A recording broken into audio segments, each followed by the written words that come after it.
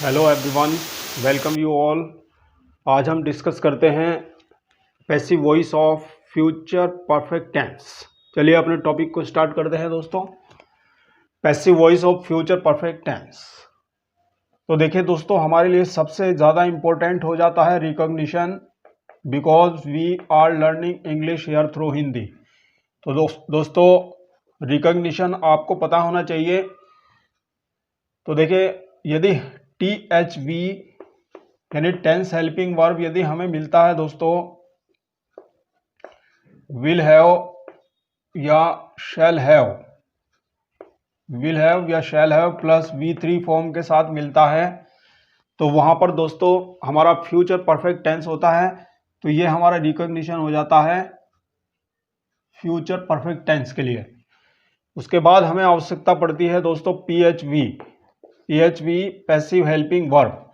तो दोस्तों PHV क्या हो जाएगा, विल हैव या शैल हैव, जो भी हमारा हेल्पिंग वर्ब गिवन है उसके साथ हमें बीन शब्द जोड़ना होता है।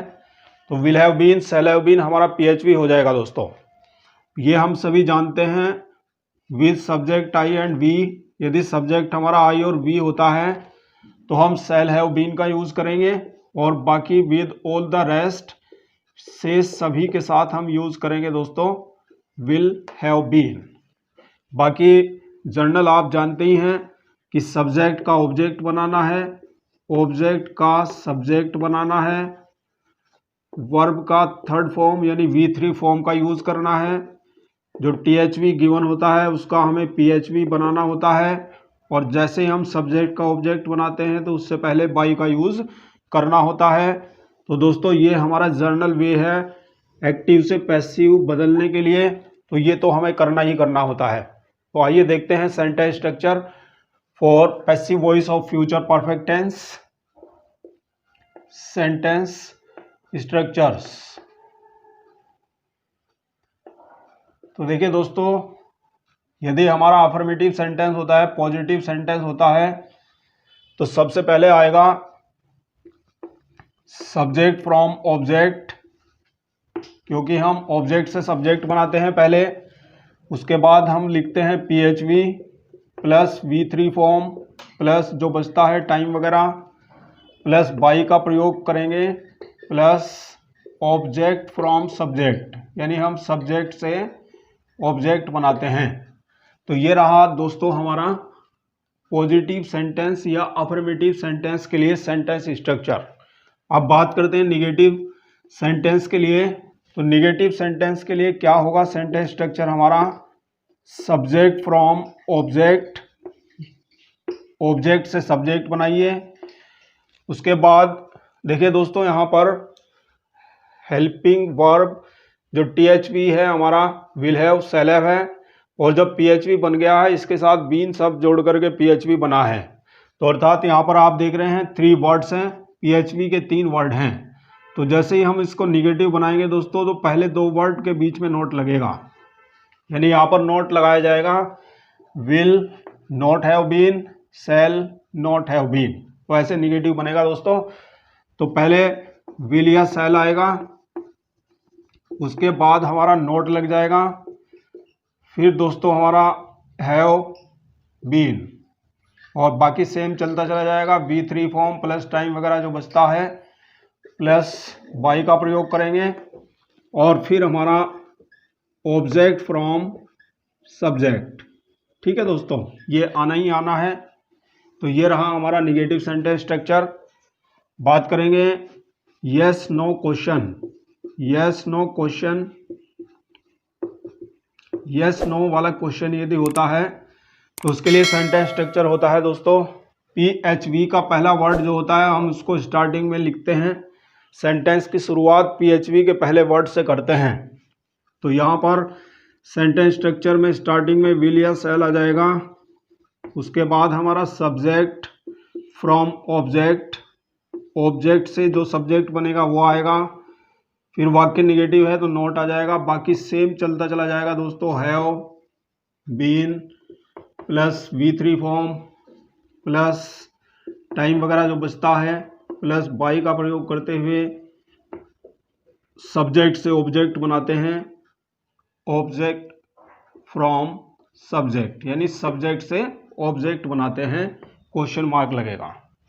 डबल इंट्रोगेटिव सेंटेंस स्ट्रक्चर देखते हैं।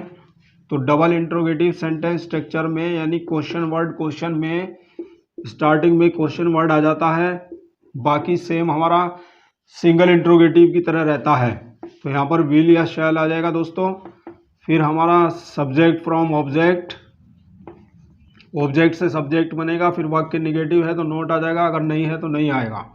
बाकी सेम चलता चला जाएगा, कहीं से कोई बदलाव नहीं होगा। Have been plus V3 form plus time वगैरह जो बचता है, बाई का प्रयोग करते हुए ऑब्जेक्ट फ्रॉम सब्जेक्ट, यानी जो सब्जेक्ट होता है उससे हम ऑब्जेक्ट बनाते हैं, बाद में क्वेश्चन मार्क लगाएंगे। ये रहा हमारा सेंटेंस स्ट्रक्चर डबल इंट्रोगेटिव के लिए दोस्तों। आइए अपने सेंटेंस स्ट्रक्चर्स को क्लियर करते हैं एग्जांपल्स के साथ।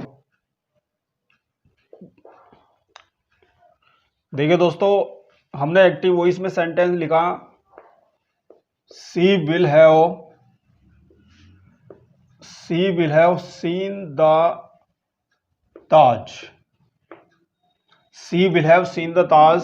जब हम पैसिव वॉइस बनाएंगे दोस्तों तो क्या हो जाएगा, द ताज, क्योंकि ऑब्जेक्ट का सब्जेक्ट बनाना है, सब्जेक्ट का ऑब्जेक्ट बनाना होता है। जो हमें THV दिया जाता है, विल हैव, सेल है, उसके साथ हमें बीन जोड़ करके PHV बनाना है, और V3 फॉर्म पहले से ही मिलता है।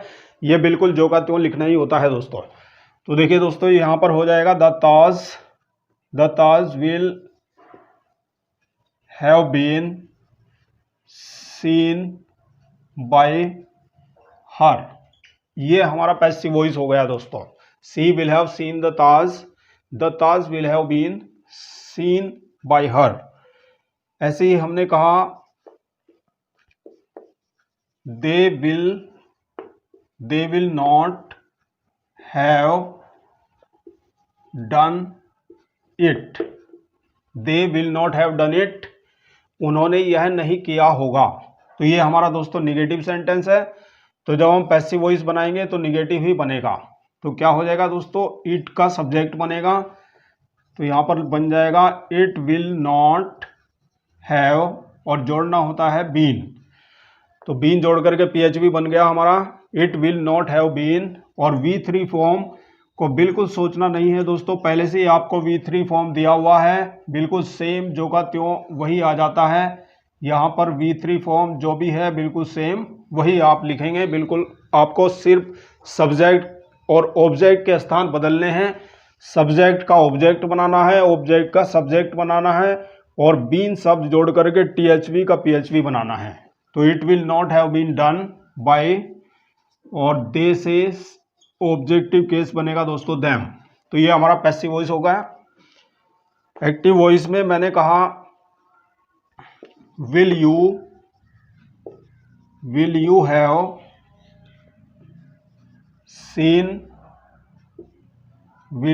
सीन अस। ये हमारा सिंगल इंट्रोगेटिव है दोस्तों, विल यू हैव सीन अस। तो हम जब पैसिव वॉइस बनाएंगे तो इसको हम पैसिव वॉइस सिंगल इंट्रोगेटिव में ही बनाएंगे। तो यहाँ पर हमें देखना है दोस्तों, जो हमारा THV है ये इस सब्जेक्ट के अकॉर्डिंग है। हमारा नया सब्जेक्ट जो बनेगा अस से V बनेगा, और V के साथ दोस्तों I और V के साथ सेल का प्रयोग करते हैं। तो यहाँ पर डायरेक्टली विल का विल ही नहीं आएगा, तो यहाँ पर आपके नए बने सब्जेक्ट के अकॉर्डिंग आएगा हमारा PHV। तो सेल बी हैव बीन जोड़ेंगे दोस्तों, और V3 फॉर्म बिल्कुल सेम लिखेंगे, shall be have been seen by you का ऑब्जेक्टिव केस यू ही रहता है। तो ये रहा हमारा सिंगल इंट्रोगेटिव का पैसिव वॉइस। एक्टिव वॉइस मैंने कहा why will you have beaten the dog. ठीक है दोस्तों, why will you have beaten the dog.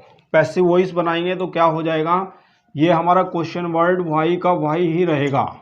ठीक है दोस्तों, यहाँ पर यू के अकॉर्डिंग विल लगा है, हमारा नया सब्जेक्ट द डॉग बनेगा, और द डॉग के अनुसार भी विल ही लगेगा। तो why will the dog be have been जोड़ेंगे, why will the dog have been beaten, by का प्रयोग करेंगे और सब्जेक्ट का ऑब्जेक्ट बनाएंगे, यू का ऑब्जेक्टिव केस यू ही रहता है दोस्तों, क्वेश्चन मार्क लगाएंगे, ये हमारा पैसिव वॉइस बन जाता है, why will the dog have been beaten by you. और यदि एक्टिव वॉइस में हमें हु दिया होता है, क्वेश्चन वर्ड हु होता है, जैसे हमने कहा हु विल